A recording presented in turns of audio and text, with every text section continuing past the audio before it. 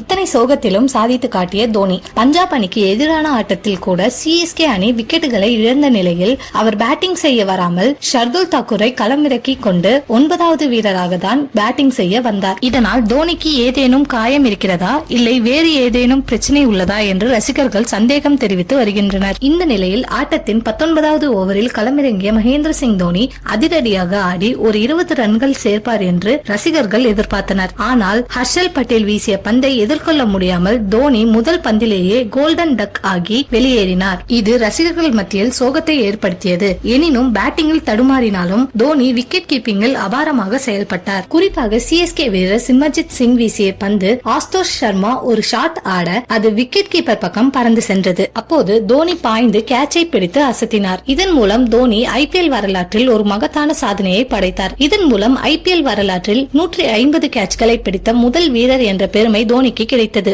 இதில் 146 catch wicket கீப்பராகவும் 4 கேட்ச்கள் வெறும் ஃபீல்டராகவும் தோனி பிடித்திருப்பது குறிப்பிடத்தக்கது. தோனி நேற்று பேட்டில் தடுமாறினாலும் விக்கெட் கீப்பராக சிறப்பாக செயல்பட்டு அசத்தியிருக்கிறார் என்று அவருடைய ரசிகர்கள் வெகுவாக பாராட்டி வருகின்றனர்.